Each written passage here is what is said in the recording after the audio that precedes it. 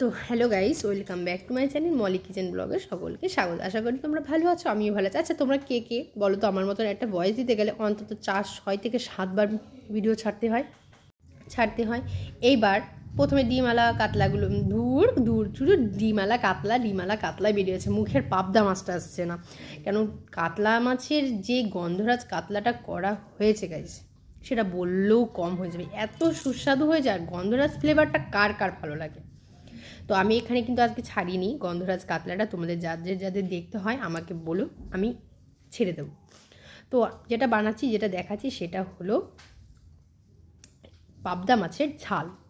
তো ডিমালা পাবদা কার কার ভালো লাগে অবশ্যই জানো। তোমাদেরকে আরেকটা কথা বলি, আমি পঞ্চমী দিন একটা ভিডিও ছেড়েছিলাম। সেই ভিডিওটা আমার অনেকবার ছাড়ার চেষ্টা করেছি, ছেড়েওছি, কিন্তু ভিডিওটা আপডেট দেখাচ্ছিল না, কোনো না একটা সমস্যা হচ্ছিলো।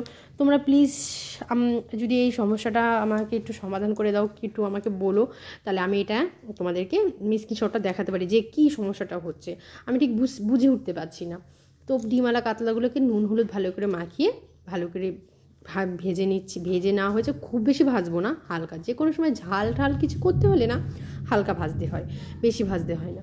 তো ভাজা হয়ে যাওয়ার পরে বেশ খানিকটা আরও তেল দিয়ে পরে সেখানে আমি তেজপাতা, শুকনো লঙ্কা আর পাঁচফোড়ন দিয়েছি। আচ্ছা, তোমরা ঝাল করতে গেলে কী ফোড়ন দাও বলো তো? আমরা কিন্তু পাঁচফোড়ন দিই, তোমরা কে কী দাও আমাকে অবশ্যই কমেন্টে জানিও।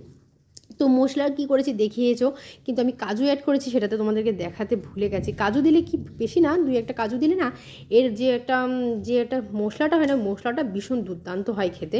তো যেখানে পোস্ত, বেশ খানিকটা পোস্ত, বেশ খানিকটা সাদা শস্য, আর 2-1টা কাজু, আর বেশ পরিমাপটা কাঁচা লঙ্কা দিয়ে ভালোটা মিক্সি করে নেওয়ার পরে, এইবার আমি মশলাটা দিয়ে দেওয়ার পরে বেশ একটু কষিয়ে নেব, স্বাদ অনুযায়ী নুন হলো। আর কোনো মশলা আমি অ্যাড করছি না।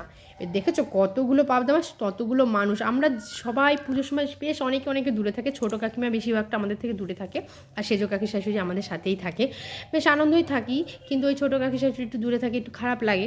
তো পুজোর সময় সব এক জায়গায় হই, আর এক জায়গা হলেই তো ভালো মন্দ খাওয়া। গাইস কী বলবো, আর পাবদা মাছের ঝালটা কী বলবো, ভিডিও ভয়েস ছাড়ছি আর মুখে জল চলে আসছে।